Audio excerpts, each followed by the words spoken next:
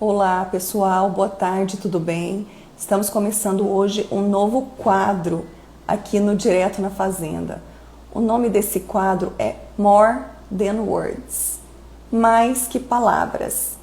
Qual o objetivo desse quadro que foi abraçado por duas grandes profissionais, dois grandes nomes do direito ambiental no Brasil, doutora Samantha Pineda e doutora Rebeca Youssef?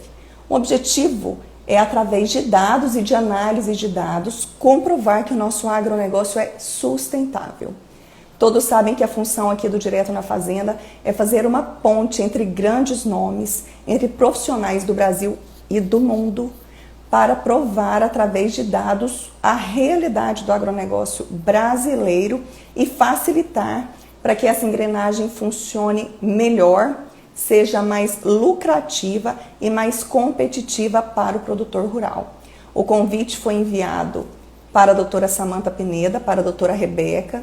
Estou aguardando aqui.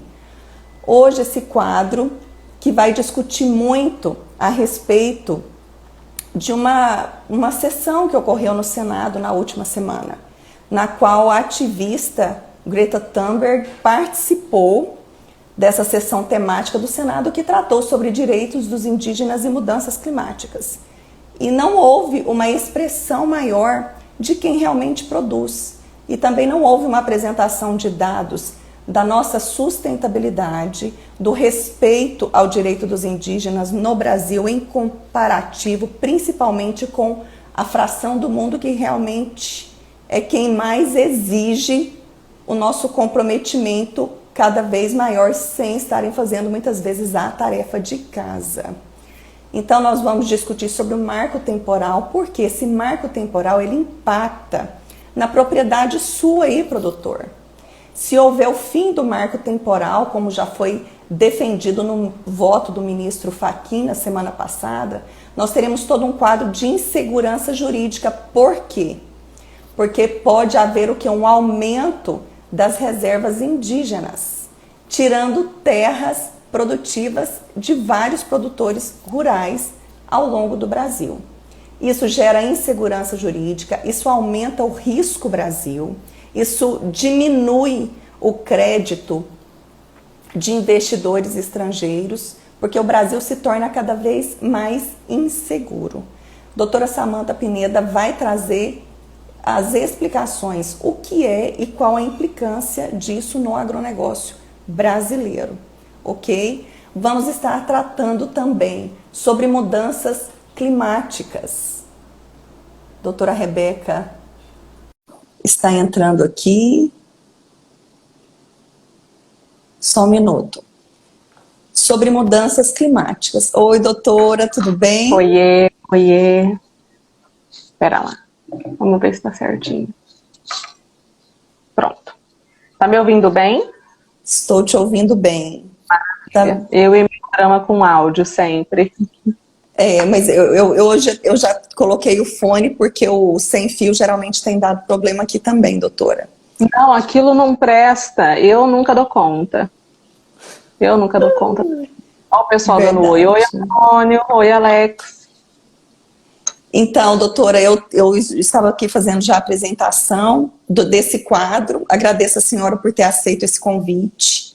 É um quadro realmente para você, para a doutora Samantha Pineda, que são autoridades em direito ambiental, que tem uma referência não só teórica, mas uma atuação prática, como você, que é pecuarista, tem uma noção bem presente do que é realmente a aplicação do direito ambiental, das normas ambientais na produção, que é um olhar que faz toda a diferença.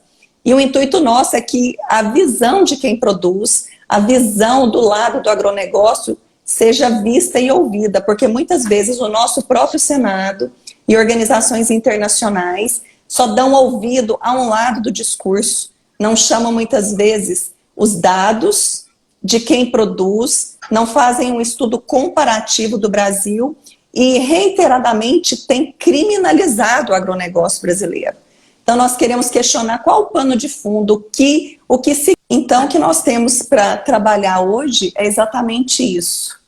Ouvir o nosso lado com dados. Nós vamos nos fundamentar com dados que são de organizações internacionais, como o NASA, como a própria ONU, que muitas vezes certificam tudo que nós estamos falando, tudo que a própria Embrapa já falou, mas esses dados não são levados adiante. Melhorou aí a minha iluminação? Oi, doutora Samantha. Tá, tô te vendo. Oi, meninas! Como Maravilha. vai? Cláudia, como vai, Rebeca? Tudo bem? Tudo bom? Bem, voltou aqui, ó. Tive um problema, teve uma queda de energia. Nada como o ao vivo. Isso. Nada como o ao vivo. Doutora. Ao vivo tem emoção, gente. A coisa tem que ter emoção. Cai a luz, cai o celular. A gente tá sempre cheio de coisa desse jeito. Esse é a pilha, ó. Aí, lavei, voltou de novo. Vamos lá. Tudo bem? Então, eu apresentei doutora Samantha Pineda.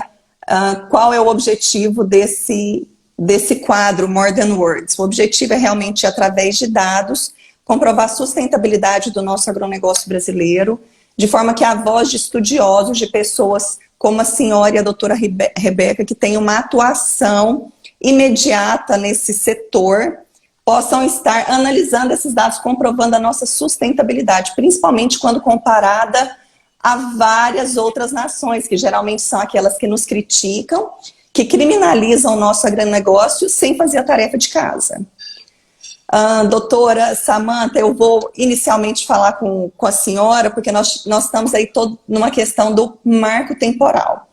E eu já até adiantei aqui com o pessoal que muitas vezes o produtor rural ele não sabe o impacto disso, eles acham que esse marco temporal é algo que está distante dele, que é uma decisão que está lá no Supremo Tribunal Federal e que aquilo ali nunca vai chegar, nunca vai impactar no direito de propriedade dele, na produção dele, muitas vezes até no risco da produção dele, porque muitas vezes pode até inviabilizar a linha de crédito, porque já se tornou um investimento de risco pela insegurança jurídica gerada.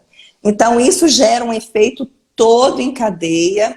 Tivemos hoje o pedido de vista do ministro Alexandre de Moraes, depois da abertura da divergência, né, pelo ministro, que foi o ministro... O relator é o Fachin, que tinha votado contra o marco temporal. Sim. E agora, com esse pedido de vista, a gente suspende, né, Ana? A gente, de novo, tá naquela coisa da insegurança jurídica, outra vez. Não existe uma definição. Então, a gente vai longe ainda com esse julgamento. Sim, o Nunes Marques abriu a divergência e eu achei interessante que o ministro Alexandre de Moraes, quando ele pediu o adiamento, ele informou que, considerando o que foi levado pelo Nunes Marques, ele tinha que rever aqueles estudos a respeito, porque realmente o impacto disso, pelos poucos estudos que eu levantei aqui, doutora, são muitos.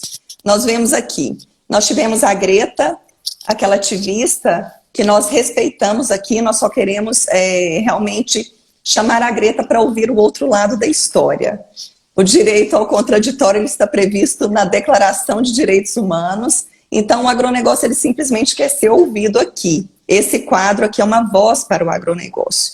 E ela simplesmente foi ouvida na sessão do Senado, uma sessão para mudanças climáticas na última semana, e eu não vi nenhum representante efetivo do agronegócio estando presente ou sendo convidado a essa sessão, não sei o motivo, porque o nosso Congresso, porque a ONU ou porque outros organismos não chamam representantes do nosso agronegócio, que é o que alimenta mais de 800 milhões de pessoas no mundo para falar, e ela simplesmente lança uma informação que não tem fundamento quando nós analisamos os dados.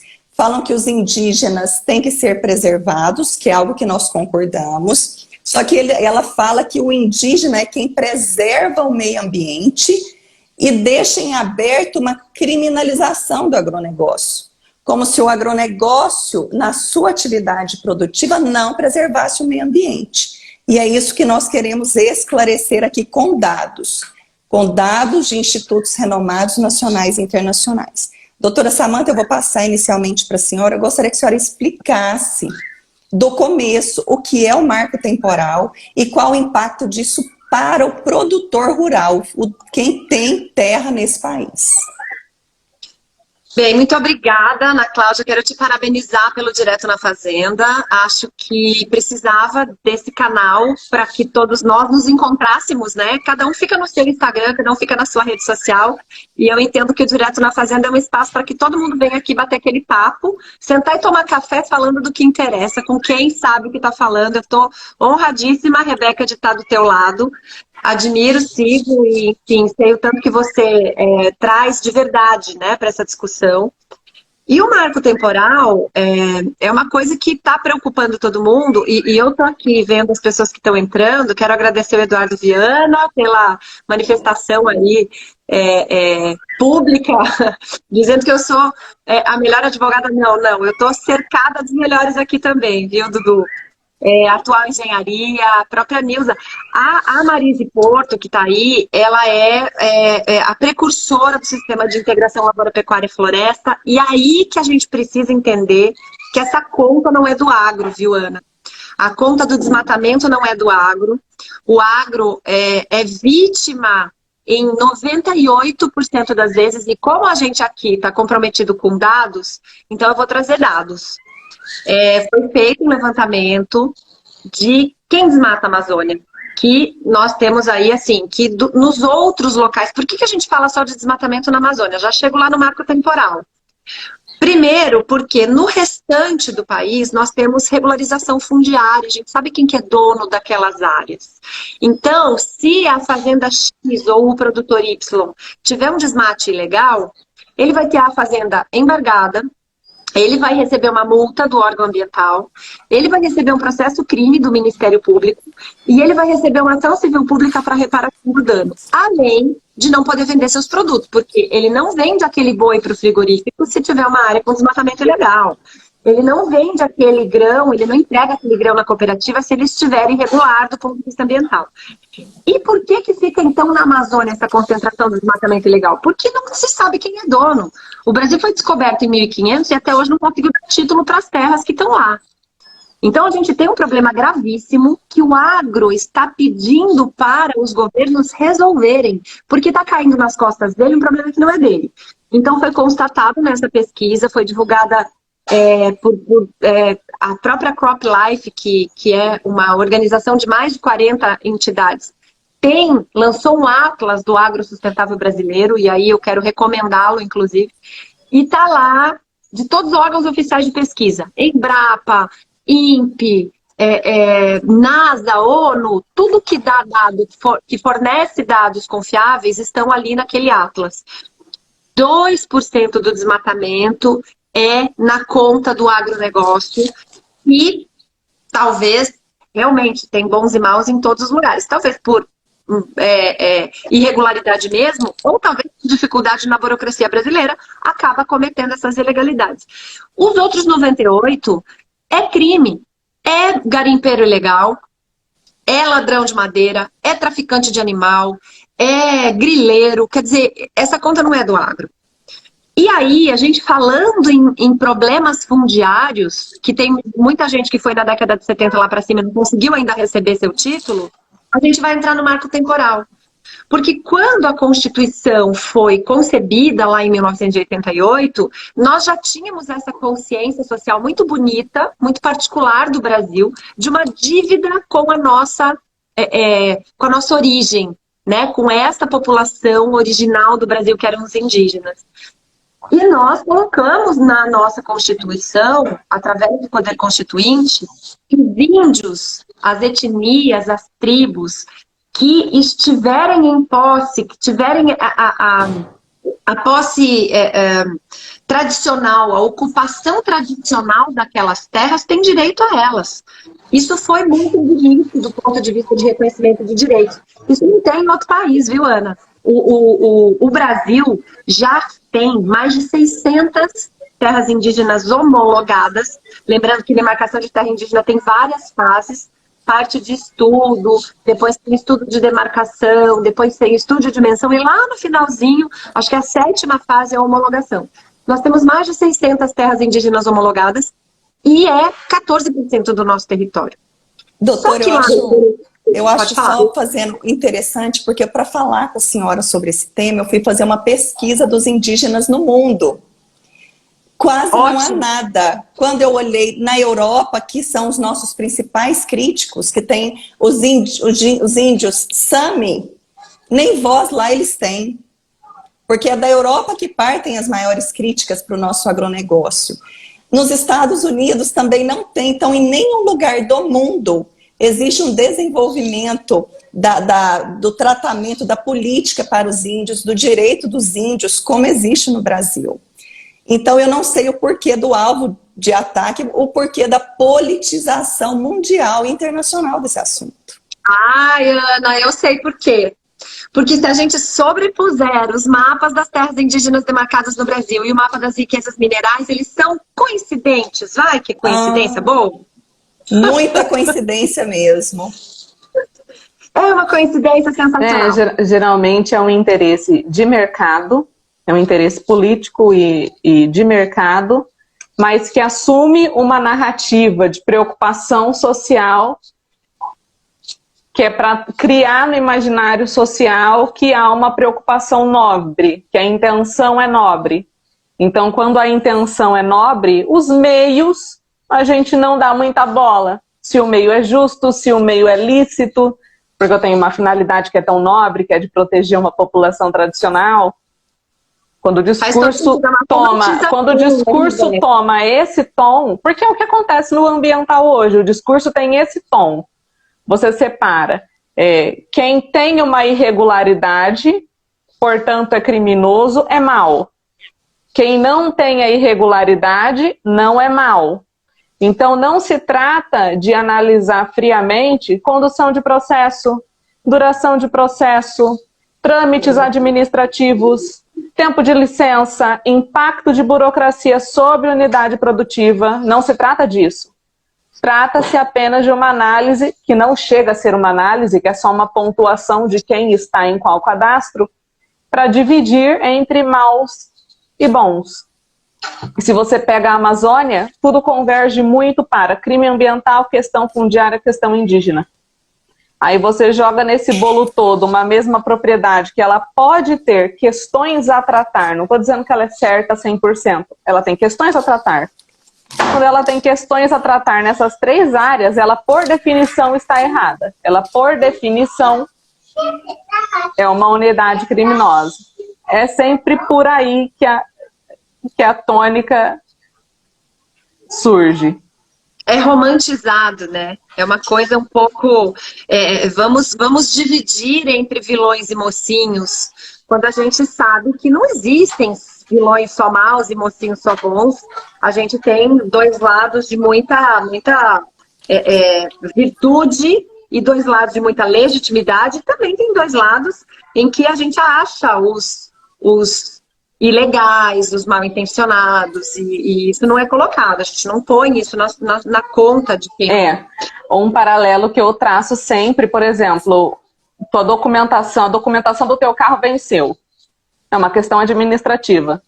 Você não olha para uma pessoa que está com a documentação do carro vencida e diz para ela, você é um criminoso, você é um risco social. A pessoa pode até estar irregular administrativamente, e está. Agora, é uma competência administrativa idêntica a uma competência administrativa ambiental, no nível da hierarquia, no nível, né, funcional. Mas você consegue perceber a diferença que é uma documentação vencida qualquer, uma documentação ambiental vencida. Então o pessoal não sabe muito separar as irregularidades ambientais, aquelas que refletem uma questão burocrática que precisa ser tratada para atestar uma regularidade que já existe, daquelas irregularidades que realmente refletem problemas concretos a serem tratados. Então você joga todo mundo no mesmo bolo, que a irregularidade por si só é reflexo de uma conduta criminosa horrenda. Não sabe fazer esse filtro. ela é entendida como dano ambiental. E muitas vezes a irregularidade, a falta da licença não implica um dano. Muitas vezes não é, às vezes até a atividade é benéfica social e ambientalmente, mas sem a licença ela está irregular. E isso não é um dano. Então, não quero soar aqui como alguém que está... não quero soar aqui como alguém que está dizendo que não há nenhum problema em ter algo pendente. Não é isso. Mas existem hierarquias de importâncias, mas no debate ambiental você não vê essa hierarquia sendo levada, né, a discurso. Você só vê uma generalização e ponto. Eu acho que é por falta de informação, viu, Rebeca? Mas aí, só para a gente, né, nivelar aí o marco temporal, que foi o que a Ana pediu, eu e a Rebeca aqui, gente, a gente se deixar, a gente vai falar 2 horas a respeito do assunto. Mas enfim, eu vou focar no marco temporal, que é esse direito do indígena, lembrando que ele tem 14% do território e que ele tem mais de 600 terras indígenas homologadas, que lá chegou no final esse processo de demarcação. Tem uns 300 processos em fase de homologação que estão parados por conta dessa celeuma que está aí. É marco temporal ou teoria do indigenato? Qual a diferença? Marco temporal tem direito àquelas terras, as tribos, etnias e os indígenas que estivessem na posse daquela terra no dia 5 de outubro de 88, que foi o dia da promulgação da Constituição. Porque lá, na Constituição, está escrito que tem direito às terras as tribos, as etnias, os indígenas que tradicionalmente a ocupam. Portanto, essa é a teoria do marco temporal. Ela já foi reconhecida pelo STF no julgamento do caso da Raposa Serra do Sol. Ela já foi conhecida pelo STF em outro julgamento de um caso aqui de Santa Catarina, que é semelhante a esse que está sendo julgado agora, mas não tinha repercussão geral esses 2 casos. Então, ele não era aplicável a todos os casos. E este caso específico, que é o caso de aqui de Santa Catarina, eu estou em Florianópolis, ele vai ter repercussão geral, portanto, ele vai ser aplicado a tudo. A teoria do indigenato diz o seguinte, que é a oposta ao marco temporal, que o índio, ele interpreta a Constituição assim, que o índio que tenha qualquer tipo de ligação, e o pessoal aí tem me criticado porque eu falo índio, que é um termo pejorativo. Gente, índio é índio, não é pejorativo, eu acho lindo índio. Mas o pessoal tô por fora dessa. Eu também. É indígena, indígena. Mas na índio é lindo. Se falam que é pejorativo, eu acho que está errado eles, mas enfim. A tribo, a etnia... Novilíngua. Dramas da novilíngua. Tá bom.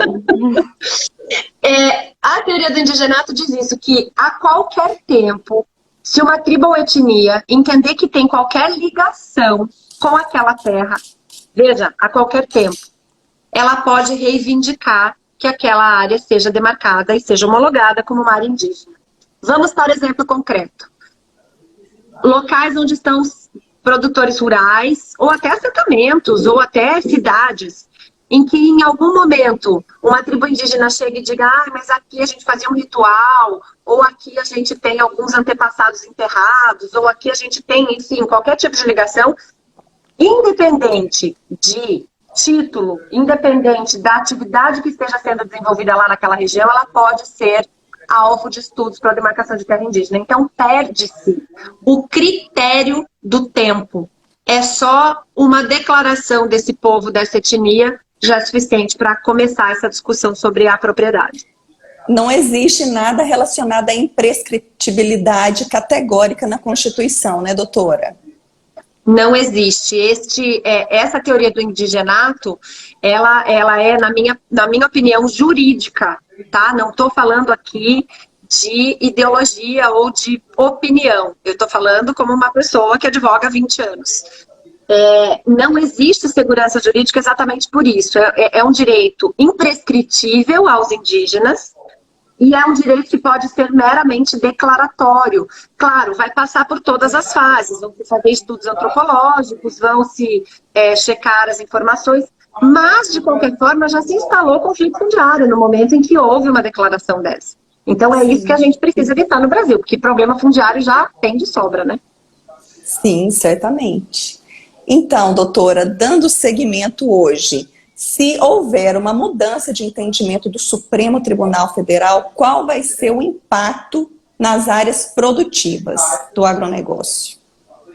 Comecemos pela insegurança, né? As áreas produtivas do Brasil, elas já tiveram um atraso no investimento por conta de problemas fundiários, principalmente. E a Rebeca está lá no Mato Grosso, fronteira agrícola, uma área que é extremamente produtiva, pujante. Nós, é só visitar uma das cidades ali do Mato Grosso que a gente vê o que é, né? A força do agro e o tanto que o agro realizou no estado do Mato Grosso.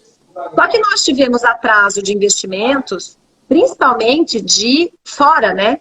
Da Europa, dos Estados Unidos, de tecnologias que poderiam ter sido colocadas aqui por causa das nossas burocracias fundiárias. Porque a gente tem, inclusive, a gente tem que partir, talvez, viu, Ana, uma próxima sugestão aí, a discussão de venda de terra para estrangeiro, que a gente não precisa inventar roda, o mundo já está falando disso, mas nós temos burocracias no Brasil que atravancam esse desenvolvimento. Vou pegar aqui os BRICS, né? Os países, o BRICS, Brasil, Rússia, Índia, China e Brasil, Rússia, Índia e China, né? BRICS. Isso. Eram países emergentes que estavam com a sua economia em desenvolvimento e que precisavam de uma atenção especial e iriam se ajudar. Todo mundo foi, todo mundo decolou. E o Brasil está aqui patinando na burocracia dele. Então, o primeiro impacto que a não adoção da teoria do marco temporal vai trazer para a área produtiva é a diminuição do investimento. Ninguém vai investir em áreas que não se sabe se amanhã pode ser minha ou não ser minha. Principalmente as fronteiriças com unidades, né? Principalmente aquelas que estão próximas a áreas indígenas e aquelas assim, que a estão área pode ser assim, a área sabidamente é titulada, não está sob nenhum tipo de risco imediato, mas por ser fronteiriça, ela pode depois ser alvo de uma tentativa de expansão de território e Tem por aí vai. Tem acontecido muito aqui em Goiás. Já cria aquela suspeição, né? Já cria aquela... Diminui o valor, diminui o interesse. Já é risco. Não, o banco não quer. O investidor não quer. Ele não vai assumir esse risco. O investidor não quer, o produtor não investe tudo. Vamos pensar aqui em longo prazo. Todo mundo fala que o Brasil precisa preservar e conservar e investir para manter florestas em pé. Como é que mantém floresta em pé? Usando sem a floresta, dinheiro. né? Sem dinheiro, né? Ninguém mantém. Não dá. Mas a gente precisa parar com a falácia, com a coisa que enfiaram goela abaixo do brasileiro, desse tal de desmatamento zero. Se a gente fizer manejo da floresta tropical, vender madeira tropical brasileira, a gente vai manter as nossas florestas originais, as nossas florestas nativas, muito melhor. Porque a gente vai tirar os espécimes mais velhos, a gente vai plantar espécimes mais novos, e a gente vai vender madeira. Nós somos uma fonte inesgotável de madeira. Isso a gente vai fazer captando gás de efeito estufa, fazendo bem para o meio ambiente. Mas enfiaram na gente lá um tal de desmatamento zero que todo mundo quer do Brasil. A gente quer desmatamento ilegal zero. E os principais acordos comerciais, todos foram feitos nessa tônica do desmatamento zero. Se você pegar dois principais, moratória da soja e compromisso público da pecuária, os dois vêm com a tônica do desmatamento zero. E aí você vem com uma medida que é, primeiro, impossível, segundo, inviável, terceiro, ilegal. Porque vai além da lei. Ilegal. Ilegal porque conflita, como assim? A minha legislação permite que eu explore legalmente uma faixa de área para desmatamento. Mas o mesmo Estado, através de instituições, Ministério Público, joga na roda essa galera toda aí, ratifica acordos que conflitam com a legislação que eu sigo, lembrando que o Ministério Público também tem essa competência para verificar obrigações de reparação de dano. Que nome que você dá para isso, se não é aberração jurídica e violação de competência? Eu não consigo dar outro nome. Entendeu? Não, e fazem os acordos então, sem é uma coisa que soa mais ou menos assim. Pela via legislativa, que seria a via adequada, então, para estabelecer um parâmetro mais rígido, não vai passar. Vamos usar a via comercial, porque a gente vincula o produtor, que é um terceiro não signatário, a cumprir uma regra mais severa e a gente dá a isso o nome de liberalidade comercial. Esquizofrenia jurídica, a doutora Daniele jogou ali nos comentários. Não deu outro nome para dar para isso. É então, isso, como é que a gente contrapõe? Porque o discurso está todo montado, mas aí a gente vem com dados. Mas só dados, vou citar um paralelo. Meu marido é professor de cursinho universitário. Meu marido dá aula pro Enem, meu marido é físico. Se eu sair com ele na rua e olhar todas as placas que tem de colégios, todos são primeiro lugar do Enem. E um dia eu questionei, não, espera, é papo de maluco, mas você vai ver que tem sentido. Eu falei para ele, Cláudio, como que todo mundo é primeiro lugar no Enem? Como assim? Não tem um? Aí ele virou para mim e falou, Rebeca, dependendo de como você olhar a pontuação, os inscritos e as escolas, verdadeiramente várias podem se dizer primeiro lugar. Porque uma se diz primeiro lugar, mas ela é primeiro lugar geral. Outra se diz primeiro lugar, mas ela é primeiro lugar na região. Outra se diz em primeiro lugar, mas em... Eu falei, então ninguém está mentindo? Ele, não. Eu falei, mas isso é um dado super impreciso, porque primeiro lugar deveria significar alguma coisa mais sólida. Ele, é verdade, mas é mentira.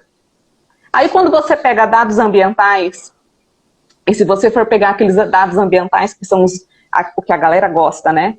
Dados de multas ambientais, dados de áreas embargadas. O leigo automaticamente conclui, tenho X áreas embargadas, portanto tenho X unidades produtivas ilegais.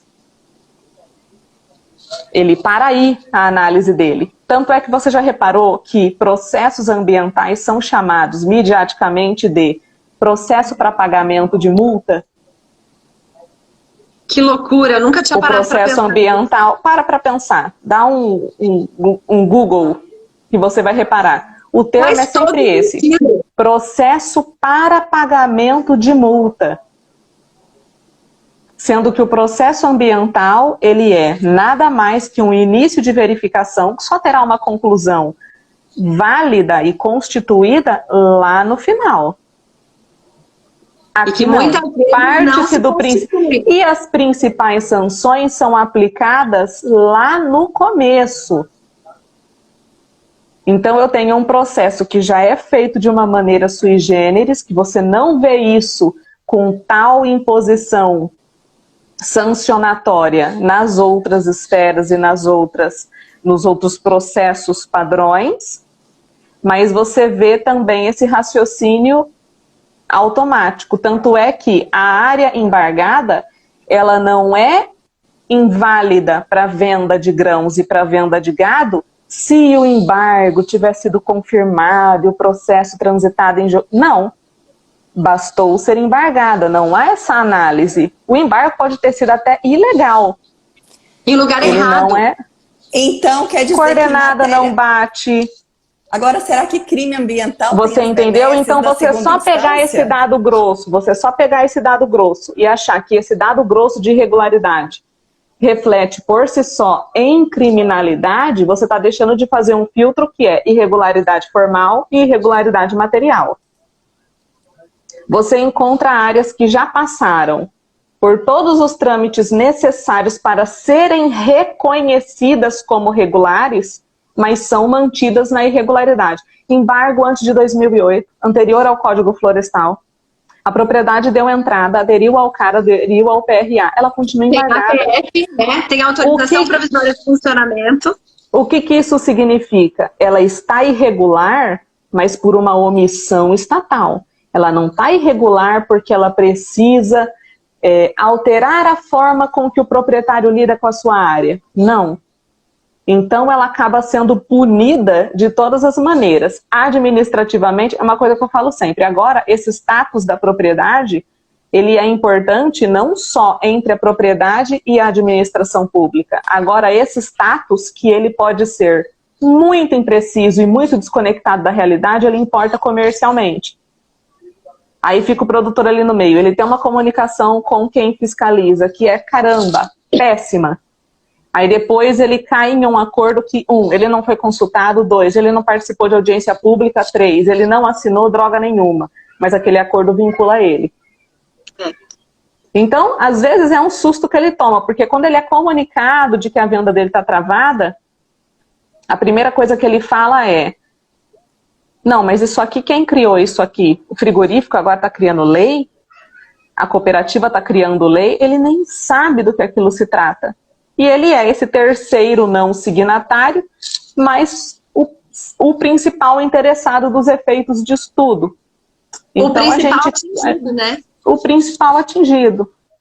É sobre ele que recai tudo e ele fica ali no meio. E essa questão aí de sustentabilidade, primeiro, a gente tem que parar de enxergar o termo sustentabilidade como um termo essencialmente ambiental. Para começar aí, né? Se você joga um Hawaiis aí, sustentável é uma característica, um adjetivo de algo que, sendo feito como é feito, se sustenta no tempo. O que é um negócio sustentável? Um negócio que, sendo gerido tal como ele é, ele continua, ele não quebra, ele não fale, ele não... O que é sustentabilidade aplicado para o ambiental? É a tua gerência, o teu manejo que, da maneira que ele é conduzido, se sustenta no tempo. Aí você olha para os dados do CARE e interpreta categoricamente que o produtor rural brasileiro usa metade dos seus territórios, preserva junto mais de 200 e tantos milhões de hectares, e que isso é 1/4 do território nacional. Se o nome disso não é sustentabilidade ambiental, não sei que nome dar a isso. Exato. Tá? E aí a pessoa interpreta, aí criou aquela coisa que sustentabilidade é não usar. A gente vive meio que num mundo irreal, de que o ideal é a não utilização. Produzir é ferir um status ideal. Enquanto a gente não interiorizar isso como uma verdade inerente, a gente não avança. Produzir envolve uma quebra num cenário ideal.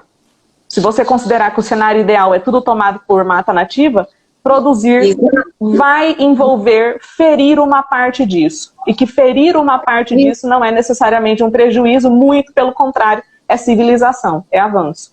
Se feito da maneira correta e tudo mais. Às vezes a gente ouve expressões assim e acha, ai, que radical. Aí depois você para pensar, mas tem um sentido.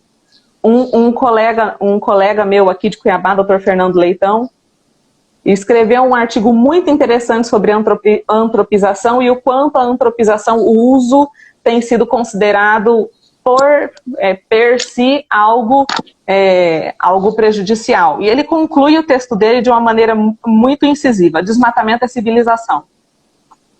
Se você joga isso para um leigo, ele surta. Se você lê a construção, entendeu? É isso aí. Então a gente ainda fica preso nessa coisa mal. E outra, essa coisa de desmatamento, não existe desmatamento, porque desmatamento é desmatar e não pôr nada. Aqui a gente faz conversão, a gente converte floresta em área produtiva, a gente converte floresta em outras coisas. Então não é assim que funciona, né? A gente precisa realmente aprimorar e parar de engolir com farinha isso que vem lá de fora como barreira comercial disfarçada de ambientalismo. Vamos só pontuar aqui que a ONU, ela já chancelou a quantidade de áreas preservadas do Brasil, que o Brasil, em unidades de conservação em todas as estruturas, está em primeiro lugar. E não é texto sem pretexto, é dado da ONU. Estamos em primeiro lugar, chancelados pela ONU em preservação. Em termos de produtividade, a NASA já trouxe também a chancela de dados, juntamente com a Embrapa Territorial, que nós temos todo esse agronegócio pujante em 7,8% do nosso território. Então, nós realmente temos que fazer essa análise do pano de fundo desse discurso, e esse é o papel nosso aqui. Trazer dados e provar que existe algo por trás disso e que se o produtor não se politizar nesse assunto, não defender um assunto que é interesse primário dele, esses discursos vão continuar colando. Então, esse questionamento que nós estamos trazendo nesse quadro, se não engajarmos você, produtor rural, quando eu mandei até para a doutora Sara, que é uma uma pecuarista modelo aqui em Goiás, ali na região de Itapirapuã, ela amou o quadro, e eu falei, mas vocês que são os principais interessados têm que engajar nessa pauta, porque isso bate no bolso de vocês primeiro, e no da doutora Rebeca, que é pecuarista, né? Não bate no meu, mas bate no de vocês, então vocês realmente têm que abraçar isso. Então nós já vimos aqui, ó, a doutora Samantha explicou o que é o marco temporal, ela explicou essa teoria do indigenato, que nós temos aí toda essa estrutura que não coincide com a matriz constitucional nossa e que a gente não compreende, né, essa insegurança jurídica gerada por um órgão que deveria ser o pacificador das relações econômicas sociais. Estamos aqui criticando, sim, tá? E povos indígenas e desenvolvimento sustentável. Vamos falar rapidamente sobre isso, porque senão a gente não fecha o nosso quadro de hoje, que a gente ainda quer falar um pouquinho sobre mudanças climáticas. Nossa Senhora! Tema. Não, eu vou ser breve para dar um espaço maior para a Rebeca, porque na verdade assim, o que eu penso? E não penso, eu sempre falo isso, a gente está aqui defendendo uma posição não leigamente. Eu trabalho com isso todos os dias da minha vida nos últimos 20 anos, então não é uma coisa que eu tenho uma opinião a respeito. Eu formei uma opinião com base técnica, com base no direito que existe no Brasil, o direito das pessoas, a base jurídica existente, né? O que a gente tem de legal, efetivamente. Quando a gente fala de povos indígenas e desenvolvimento sustentável, eu vejo duas formas que o Brasil precisa entender de tratar os povos indígenas. Quando aquela tribo opta conscientemente por viver do extrativismo, por viver da caça, da pesca, e daquela forma como sempre viveu, coletivamente, em ocas e etc., é um direito totalmente dessa tribo, dessa etnia, que tem a sua área, porque as áreas indígenas demarcadas, elas são realmente muito grandes para o tanto de pessoas que tem ali, e isso deve se respeitar. Porém, o peso da decisão desse povo é o mesmo. Se a gente está falando em respeitar os povos indígenas, nós vamos respeitar a vontade deles e não a nossa vontade sobre eles. Só que o Brasil entendeu que muitos órgãos, associações, instituições entendem que defender o índio, e eu chamo de índio de novo, né? Que é índio mesmo, dar terra para esse indígena. Só que não, se esse povo, essa etnia, entender que eles querem plantar com a agricultura tecnificada, agricultura de precisão, comprar máquina, usar tecnologia, eles têm que ter essa opção. Senão, é nós que estamos impondo a nossa visão de a nossa visão romântica. É absurdo dizer que o índio não pode fazer mineração, que o índio não pode fazer agricultura intensiva, pecuária intensiva. Por que não? Então, ou interpretar uma população tradicional que se envolve com a tecnologia ou com um agronegócio mais competitivo, interpretar logo como um enganado. Ele tem que ser salvo. Salvo do que, criatura, não é? Então eu sempre faço um paralelo com os gaúchos, porque adoro o povo gaúcho, quero dar aqui as boas-vindas a todos os gaúchos que estão aí com a gente, porque o Rio Grande do Sul é um estado extremamente desenvolvido, extremamente com tecnologia, altos índices de produtividade, de tecnologia embarcada nos seus sistemas de produção. E onde você vai que tem um gaúcho, tem um CTG. O que é CTG? Centro de Tradições Gaúchas. Porque ele se desenvolveu, ele perdeu a sua raiz cultural, ele perdeu a sua tradição. Ele não perdeu nada, pelo contrário, ele está difundindo essa cultura. Então, a gente dizer que preservar essa cultura indígena é isolar o índio lá para andar pelado, de cocar, dançando para quem vai visitar, eu acho uma distorção absurda. Até um desrespeito, é uma coisificação até. É quase que uma coisificação. Isso é muito típico de movimento progressista. Absurdo. Você já flertou? Você já flertou com algum feminismo? Ainda não. Faz o paralelo. Faz o paralelo. em agosto. É válido enquanto você anda na linha, na pauta. Sai da pauta para ver. Em agosto, só cortando vocês mais uma vez, houve uma entrega de tratores para uma tribo no Mato Grosso de índios.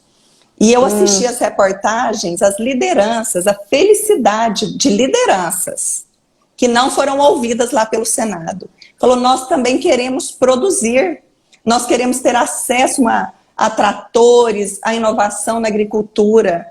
Tipo assim, nós queremos ser dono de nós mesmos. E o ser dono de si, no mundo de hoje, é ter o sustento próprio. Porque esse índio romântico, muitas vezes ele fica simplesmente à mercê de órgãos protetores, à mercê da vontade de ONGs, e ele fica totalmente manipulado. E aí, enquanto isso não é regulamentado, ele fica ilegal, ele fica à margem. Isso. À margem. Ele fica à margem. A econômica desenvolvida dentro dessas tribos, elas são ilegais. Ele pode vender, ele pode exportar a sua produção, mas ele não pode porque ele está ilegal. Então, o que a gente acha aqui no Brasil? A FUNAI pensa o quê? Os órgãos que defendem os povos indígenas e esse pessoal que quer esse índio nesse modelo antigo. Preservar a sua cultura e pagar a minha dívida com vocês, povos indígenas, é condená-los a não progredir economicamente, é condená-los a não evoluir economicamente, culturalmente, porque meus antepassados dormiam lá na cama de palha, na rede, etc. Eu gosto de um colchão box com uma cama top. O índio não pode, porque aí ele vai contra a cultura dele. Quer dizer, eu estou condenando ele. Não, se fosse assim, a humanidade não teria evoluído. Eu sou bióloga, então, ou seja, todas as teorias desenvolvidas de evolução da humanidade não persistem, conforme esse argumento falácioso. Porque você tem que preservar uma cultura. Então, enfim, doutora Rebeca, desenvolvimento sustentável e povos indígenas. Eu aqui me revolto, mas fala... A ociosidade, eu gostaria que tratasse a ociosidade produtiva da terra indígena, porque geralmente ele quer produzir, ele não tem acesso e ele só tem ouvido o discurso que romantiza essa pauta de terceiros, protetores deles, e não escutam de fato outras lideranças indígenas dissidentes. Fala, doutora Rebeca, a senhora que está aí bem próxima dessa realidade no Mato Grosso. Como é a ociosidade produtiva indígena e local?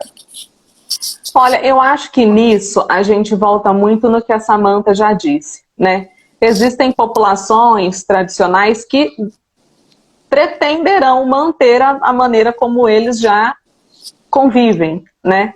Outras não, outras tenderão a um desenvolvimento mais próximo daquilo que nós entendemos como produtivo. Isso devia não ser uniformizado, isso devia ser muito pessoalizado. Isso devia ser muito pessoalizado, porque hoje você vê uma galera que representa, mas é que você não vê elas na televisão, você tem que pulsar em mídias alternativas. E que representa essas novas vozes ou outras vozes, não vou nem antagonizar aqui entre velho e novo, acho isso bem decadente, inclusive, mas você vê outras vozes, outras pessoas que são tão índios quanto aqueles que não querem, né, produzir de maneira mais volumosa. Mas você vê quem quer, né, quem quer seguir esse caminho. E talvez isso devesse ser uma coisa tratada de uma maneira mais pessoal, menos geral, né, porque é sempre assim. Toda vez que você vê, por exemplo, uma representação da Amazônia. Já experimentou assinar um banco de imagens? Banco de imagens, que geralmente é aqueles bancos que você assina para puxar as imagens e usar em posts e tal. Se você joga Amazônia, gente, é cenário de filme. É sempre aquela mata volumosa, índias maravilhosas, uma coisa quase que penas e aquela coisa toda. Isto é a Amazônia. Construiu-se isso. Aí qualquer coisa que não é isso, não é Amazônia. Aí um termo que eu uso muito é o Amazônia real, né? Amazônia de verdade, né? Porque uma vez eu recebi uma pessoa em Juara E, nossa, não, porque aqui no Mato Grosso é diferente, mas é uma região, a minha região é uma região muito produtiva, então você transita na cidade, nos locais próximos ali de fazenda, você não vê a mata nativa assim de uma maneira tão estonteante, índio andando pela rua, aquela coisa toda meio perícia, assim, entendeu? Você não vê isso, claro. E a pessoa, não, mas aqui é o quê? Aqui é a Amazônia Legal, mas é só a Amazônia Legal, região administrativa, né? Falei, não, amor, aqui é a Amazônia, Amazônia mesmo, bioma Amazônia. Aqui é a Amazônia? Eu falei, é. Não, mas aqui é a Amazônia mesmo, não é só pela região administrativa. Então você vê essas confusões até... E hoje você não tem. Classe média hoje não tem nenhuma dificuldade de abrir um celular e acessar uma informação que deveria ser ali geográfica, muito simples de ser apreendida, né? Mas ainda tem muito disso. Então, ou as pessoas, assim, aquelas piadas que a gente escuta quando vai, né? Ai, como é que é? Você tem uma cobra de estimação, você tem uma onça de estimação. E, tudo bem, ninguém leva isso muito a sério. Mas isso, tudo bem, eu acho que é um ponto, é uma piada, ninguém leva isso a sério. Mas é aquela pontinha que externa uma ignorância, uma falta de... O Brasil não é Rio-São Paulo. O Brasil é muito mais do que isso. E as pessoas também, e os índios também, né? Eu lembro que na época de eleições tinha uma personalidade indígena, não lembro o nome dela. E ela pegou uma câmera e começou a gravar um vídeo, e tava ela de roupa, andando, e indo pro carro dela, e indo pro emprego dela, e anda pra lá e pra cá, e ela falava, gente, é o seguinte, eu não sei em que mundo vocês vivem, mas nós somos pessoas, tá? Índios bebem, fumam, mentem, enganam, trabalham, convivem, dissimulam, falsificam documento. Ela quis dizer assim, somos pessoas. E ela disse uma coisa que me chamou a atenção e foi ali que eu comecei a prestar atenção. Ela falou, quando você olha para mim e imagina uma figura mítica, você me coisifica. Você me coisifica, você está dizendo que respeita uma humanidade, mas não é uma humanidade real. Você está me coisificando quando você tira isso de mim e me enquadra numa caixa onde eu só seja considerada como uma indígena verdadeira se eu me portar de tal forma, que não é a forma verdadeira, é a tua verdade sobre uma outra cultura. Você tem noção do quanto isso é desrespeitoso e chega a ser até racista, de certa forma? E foi com essa fala que eu fiquei pensando, eu falei, puxa vida, né? Puxa vida, isso tem todo um sentido, isso tem todo um sentido. Porque você encontra essa diferença produtiva, você encontra fazendas que optam por não abrir tudo que poderiam. Que nome que você dá para isso? No mínimo, liberdade produtiva, né? Autodeterminação produtiva. Você encontra fazendas que resolvem adotar um manejo que não é tradicional. Mas aí impor a ninguém discute isso, porque isso é liberdade de uso da própria terra, né? A maneira como vou produzir é o problema. Agora, para os índios, esse raciocínio você não encontra. Você encontra um raciocínio uniforme que enquadra toda aquela população numa caixa só e ela tem que ficar aqui quietinha porque esse é o jeitinho certo da gente tratar vocês. Consigo imaginar nada mais desrespeitoso do que isso. Essa coisificação, ela ficou travestida de uma boa intenção, né? A gente enxerga o índio como um silvícola inimputável porque ele não tem capacidade plena, porque ele não entende esse mundo podre dos brancos e a gente coisificou, romantizando essa figura do indígena, e a gente está condenando esse indígena a não poder desenvolver economicamente, a não poder ter o direito que nós temos a um celular, a uma viagem internacional, a um carro do ano, e isso é muito grave, isso é muito grave. Então a gente tem que dar a ele a opção, que é uma coisa que os índios não têm. Mas eles não têm capacidade para escolher. Ok, aquela tribo, aquela etnia que não tem o convívio suficiente para entender o que é, para tomar uma decisão, beleza, mas e aqueles que têm? A gente está colocando eles para baixo. É uma condenação. A Priscila sugeriu aqui exatamente. Eles estão condenados à sua própria cultura. É triste. É muito triste. E quando Não, você e todas as culturas evoluem também, né? Não no sentido de que elas eram ruins e passaram a ser boas, mas elas mudam, né? Ou alguma de vocês aí tá de Anáguas e Corpete, porque eu não sou, né? Então, se você for traçar um paralelo, né? Exatamente. Porque você também escuta essa alegação, não, mas não é tão índio. Não, ele é índio, mas ele não é tão índio.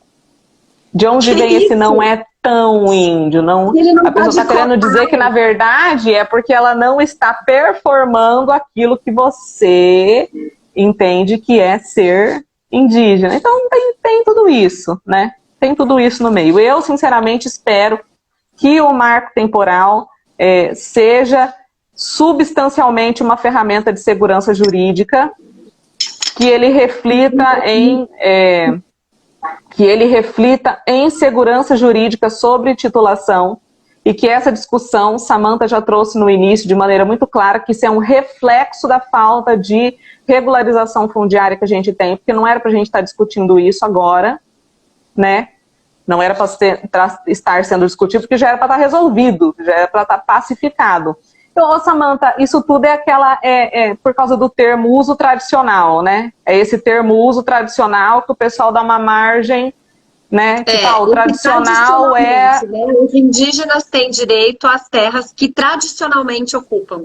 E esse aí tem quem entenda que esse tradicionalmente está vinculado a uma datação, e há quem entenda que esse tradicionalmente é no sentido de tradição ancestral. Inclusive, tá, nesse assunto, falando. Inclusive com uma passagem temporária por aquele local, e a gente aqui dormiu com a minha avó pajé e etc. Então, dá um conceito muito subjetivo para um... 3 minutos. E a gente não pode fazer live mais longa que 1 hora, tem disso, né? Eu não sei se o Instagram tá derrubando. Apareceu um alerta aí para você? Não apareceu um alerta. Mas eu tô avisando vocês duas. Não, eu falo porque é péssimo, que você tá no auge do teu raciocínio, aí vem o trem e corta. Vamos encerrar de maneira bonitinha. Tá. Olha só, o que eu quero falar. Hoje o nosso assunto, e eu já faço a intimação das duas online ao vivo.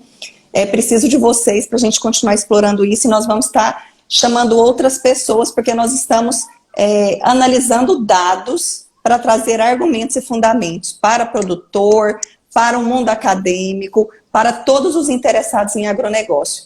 Isso impacta diretamente o agronegócio, porque vai praticamente dobrar a área que hoje é dos indígenas. Nós não temos nada contra os indígenas, nós estamos tratando sobre insegurança jurídica no Brasil e segurança alimentar. Porque se reduzir a área produtiva do Brasil, nós estamos comprometendo a alimentação do Brasil e de mais de 800 milhões de pessoas ao longo do mundo, gente.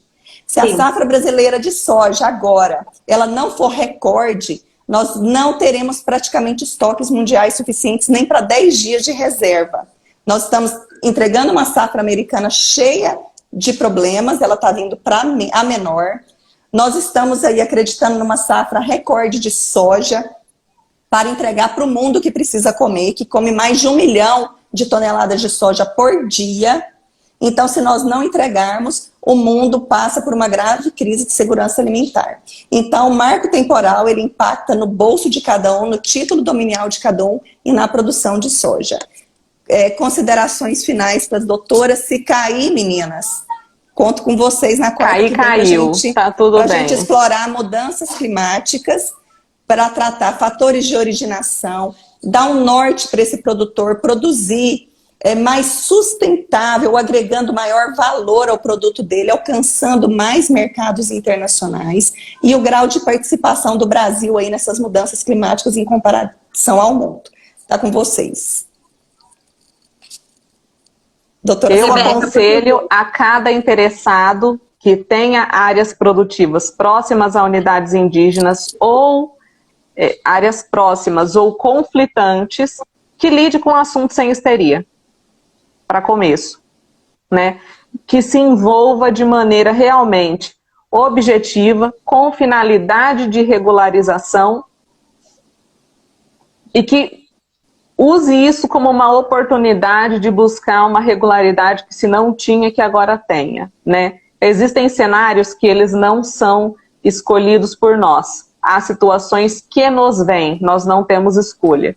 Então, eu falo isso porque no agronegócio a gente vê muito dois comportamentos típicos, que é ignorar completamente, que é o famoso não vou mexer com isso daí, que a pessoa imagina que qualquer passo que ela dê, ela está abrindo margem para ser escangalhada, multada, chutada para fora da terra que ela tem, ou o oposto, que é um comportamento muito bélico, muito histérico, e já todo aquele complô, aquela politicagem, aquela coisa toda, não.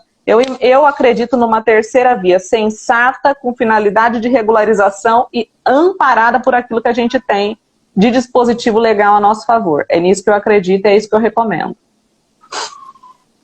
Doutora Bem, Samanta. eu quero agradecer aí ao pessoal que ficou com a gente, pedir para vocês clicarem no aviãozinho, mandar para todo mundo. A gente pretende fazer essas discussões sobre assuntos polêmicos com posição, sem medo de tomar partido e defender a nossa posição. Acho que a gente precisa disso um pouco no Brasil, né?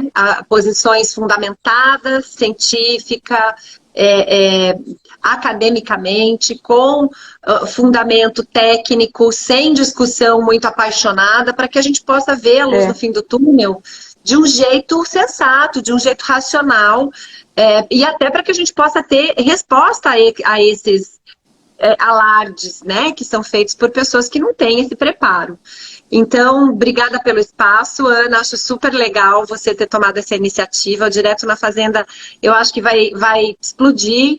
Contem comigo sempre, vocês sabem que eu tenho essa coisa do propósito, né? Eu trabalho, desde que eu comecei a trabalhar com direito ambiental, eu trabalho para que haja sustentabilidade com retorno financeiro. Eu só acredito, usando um pouco do que a Rebeca falou, que sustentabilidade, ela não existe sem o componente econômico, porque senão não se sustenta ao longo do tempo, né?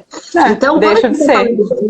Lógico. Então, quando a gente está falando de meio ambiente, de cuidados ambientais, de uma agricultura super sustentável, super verde, super ecológica, como a do Brasil, a gente precisa falar de serviços ambientais. E na próxima quarta, quando a gente for falar de mudanças climáticas e isso tudo, a gente vai trazer as oportunidades que isso está trazendo para o Brasil, com a Lei de Política Nacional de Serviços Ambientais, porque agora, finalmente, toda essa sustentabilidade embarcada nos produtos brasileiros vai poder servir como um fator de diferencial de preço lá fora, que é o que a gente precisa. A gente quer preservar, mas a gente quer que você, lá fora, que não preserva, pague a conta para que a gente possa cuidar do nosso mato, da nossa biodiversidade, do nosso solo, da nossa água aqui. Então é isso, gente. Então, antes de eu pedir o pitaco da Samanta do julgamento do marco temporal... hoje, muitos pecuaristas aqui estão falando, estão trabalhando muito com recuperação de pastagem, fixação de nitrogênio. E eu falei para a Sara, falei, olha, você já está escalando em sustentabilidade e não sei se você sabe disso.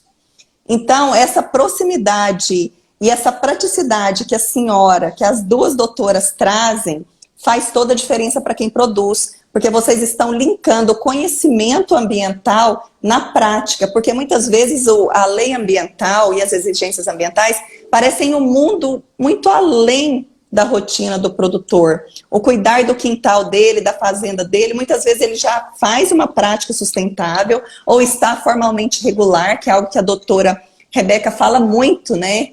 O direito à regularidade, porque muitas vezes ele já é materialmente regular, mas o Estado ainda não reconheceu. Há toda uma morosidade estatal que tem que ser mudada também. Então, eu quero o pitaco da Samanta do marco temporal. Ai, gente, o meu pitaco vai para quem tá quieto esperando esse julgamento. Façam barulho, porque o outro lado é muito barulhento. Quem defende a teoria do indigenato tem outros interesses. Eu acho que existe uma liderança que tem interesses super escusos, usando uma massa de manobra ingênua, romantizando isso, e cabe a gente que tem essa real informação não ficar quieto. Então, assim, lota e-mail, lota... vá para as redes sociais, faça abaixo-assinado, coloque sua cara na rua, use seu sindicato, sua associação, para dizer que o marco temporal é necessário para um Brasil sério, seguro e juridicamente robusto, senão a gente vai ter muito problema aqui. Então, finalizando, eu vou colocar esses dados na rede do Direto na Fazenda. Doutora Rebeca, eu já compartilho muito material, doutora Samanta vai estar enviando para a gente provar para vocês que o que estamos falando tem dados, não estamos emitindo opiniões de leigos aqui, e é para sustentar o discurso seu aí, produtor, seu investidor. O Brasil, ele tem captado muitos recursos internacionais. E sempre quando o Brasil, ele passa além desses recursos, que eu vou colocar esses dados aí para vocês, que veio do Ministério da Economia, o que acontece? Vem algum discurso que compromete a nossa reputação para abalar o nosso comércio exterior. Então, essa política contra a imagem do Brasil, ela tem vários players internacionais, vários interessados escusos que estão por trás disso, e o nosso papel aqui é não nos calarmos. E além das palavras e além dos discursos de todos. Agradeço vocês mais uma vez. Eu aprendi muito sobre tudo. Achei que o discurso foi extremamente profundo. A Rebeca é muito filosófica e vai muito na ferida. Doutora Samanta, de uma profundidade de conhecimento fantástica.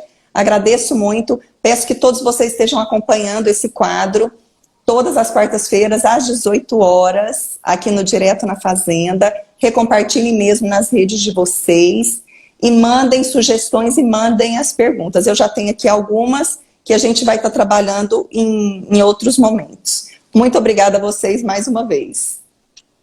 Obrigada, gente. Eu que agradeço. Até mais. Até. Tchau, tchau.